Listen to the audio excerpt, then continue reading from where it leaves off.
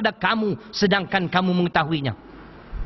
Ini akhlak Islam, tuan-tuan. Negara akan jadi sebuah negara yang maju apabila pemimpin amanah, apabila ulama amanah, apabila rakyat semua amanah. Di Malaysia ni, tuan-tuan, dalam 133 buah negara di dunia yang dibuat tinjauan, Malaysia jatuh tangga ke-37 paling kuat rasuah di dunia. Tangga 37 tinggilah, tuan-tuan. Sepatutnya tangga 131 kah? Makna rasuah tak banyak lah. Daripada 133 buah negara, Malaysia tangga ke-37. Setiap 10 kes, 5 akan terlibat dengan rasuah. Itu dia, tuan-tuan. Kenapa? Sifat amanah tak ada. Inna Allah ya'murukum an tu'addu amanati ila ahliha. Allah menyuruh kamu supaya menyerahkan urusan itu kepada ahlinya. Ahlinya orang yang berilmu dan bersifat amanah. Kalau sekadar berilmu, tidak ada sifat amanah, jahanam negara. Kalau sifat amanah tetapi tidak berilmu, lingkup juga negara. Dia tidak dua-dua. Kalau tuan-tuan buka dalam surah yang ke-23 Al-Mu'minun, qad aflahal mu'minun, ayat yang ke-8, walladzina hum li amanatihim wa ahdihim ra'un. Sesungguhnya berjayalah, beruntunglah orang-orang beriman. Siapa orang beriman? Orang yang menjaga amanah dia dan menunaikan janji dia. Amanah ni akhlak Islam, tuan-tuan. Negara akan jadi negara maju. Sebab tu tengok Singapura kecil ya. Kes rasuah lah sikit. Malaysia tangga ke-37. Rasuah, segala-galanya rasuah. Daripada atasan hingga peringkat bawahan. Office boy pun nak rasuah juga. Kalau tidak, dia tak mau pergi cari file tu. Punya baru punya office boy. Betul tak, Pak Haji? Bagi RM10 baru boleh. Lebih pada gambar P. Ramlee lagi. Gambar 3 Abdul tu. Dia bagi RM5. Tak cukup. Dia kata, makan suap, rasuah. Berapa? RM10. Dia nak RM10. Baru dia bagi masuk. Khosidah, Rafidah, jalan dah, dia kata. Takkan hampa tak tengok 3 Abdul? Hampa warak tahu mana? Rasuah saja di Malaysia ni. Daripada office boy, naik pegawai, naik pengurus, sampai menteri, sampai ke atas sekali. Karena sifat amanah tak ada. Idza wusidal amru ila ghairi ahlihi fantaziris sa'ah. Apabila sesuatu urusan itu tidak diserahkan kepada ahlinya, tidak diberi kepada orang berilmu dan amanah, maka tunggulah saat-saat kehancuran. Ni yang negara nak jadi hancur, tuan-tuan. Sebelum pilihan raya, dia kata jangan ganggu wang KWSP rakyat. Biarlah dia orang nak buat apa, ikut suka dia orang lah.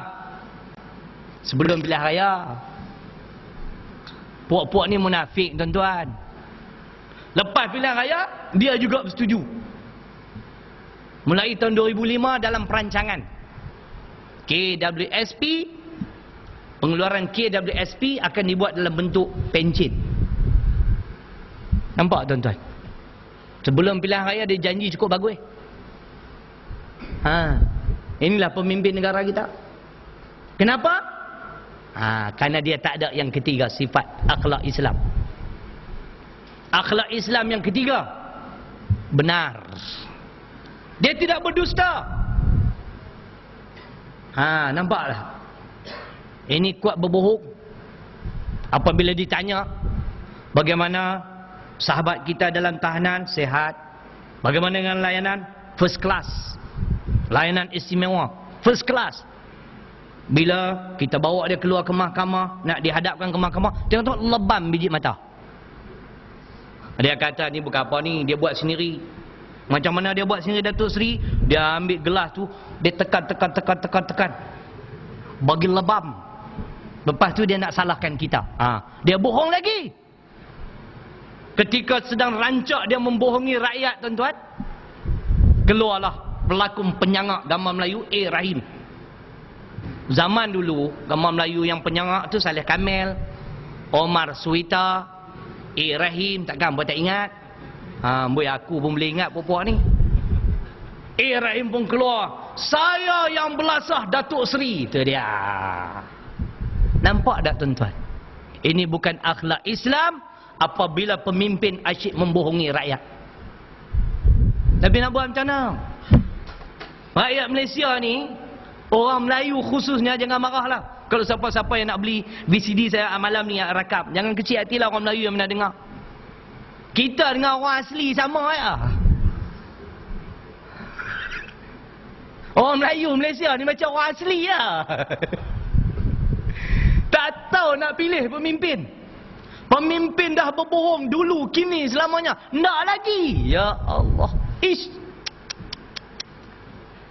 Dia tak mahu ulama, dia tolak ulama. Apa bala akan menimpa kita, saya tak tahulah tuan-tuan.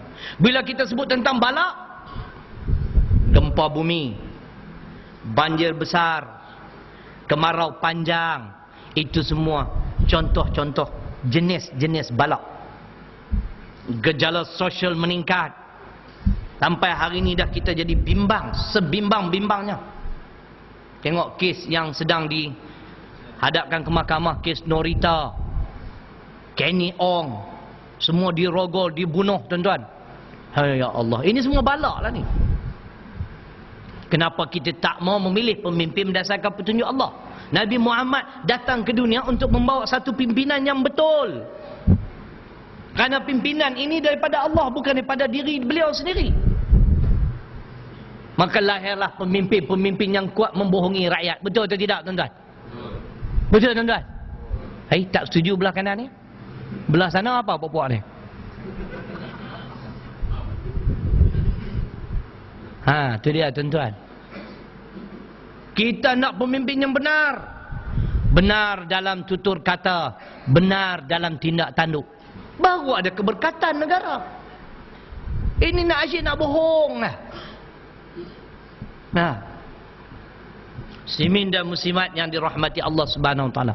Seterusnya, akhlak Nabi, akhlak yang agung ini di antaranya ialah berani. Berani. Kena sebut Nabi seorang berani. Mufti kita Pondan. Mufti jenis cerai na Pondan. Tak berani nak nyatakan arak itu haram, judi itu haram, konsert ni haram. Dia dah agung bagi laluan, baru ni apa, tunggu lagi mufti pulun lah. Alladzina yuballighuna risalatillah wa yakhshawnahu wa la yakhshawna ahadan illallah. Suratul Ahzab ayat 39. Sebagai dalil kepada pendakwah-pendakwah, kepada mereka-mereka yang membawa risalah Islam, Allah katakan sebagai peringatan, orang yang beriman, pendakwah yang beriman hanya takut pada Allah, tidak takut selain daripada Allah. Ni tuan-tuan, sebab tu negara jadi kelang kabut. Kenapa? Golongan yang faham Islam dayus, tak berani, penakut. Yang keluar kot TV tu macam tadilah, jenis-jenis tadi lah. Ustaz kangkung, ustaz bayam. Semua boleh. Boleh tinggalkan sembahyang, boleh, demi untuk mengharumkan nama negara. Tu dia tuan-tuan. Tak tutup aurat, tak apa, suami dia banyak pahala dah. Ya Allah. Nabi berseorangan tuan-tuan ketika masuk ke dalam Masjidil Haram. Lakum dinukum waliyadin. Bagi kamu agama kamu, bagiku agamaku. Tak ada kongsi-kongsi agama. Kongsi raya pun dia tak mau. Kita semua kongsi. Apa nak jadi tak tahulah tuan-tuan. Kenapa? Umat di akhir zaman tidak memiliki akhlak Islam. Takut. Segala-galanya takut. Takut polis lah. Takut FRU lah. Dengar saja terak bunti prak, kelang kabut, semua lari pintu ni keluar. Nampak topi merah, kelang kabut. Yang datang tu bomba. Bomba pun hampa takut. Bunyi sikitnya siren dah kelang kabut dah. Yang nak ceramah pun dah jadi takut-takut. Apa takut? Jalan teruslah tuan-tuan. Nak hidup sekali ni je. Bukan 2 kali hidup tuan-tuan. Hidup buat kali kedua selama-lamanya. Bahagia atau celaka? Nak menentukan kebahagiaan di akhirat, inilah masa dia. Untuk kita semua, untuk saya juga. Benih yang kita tanam sekarang ni diambil kira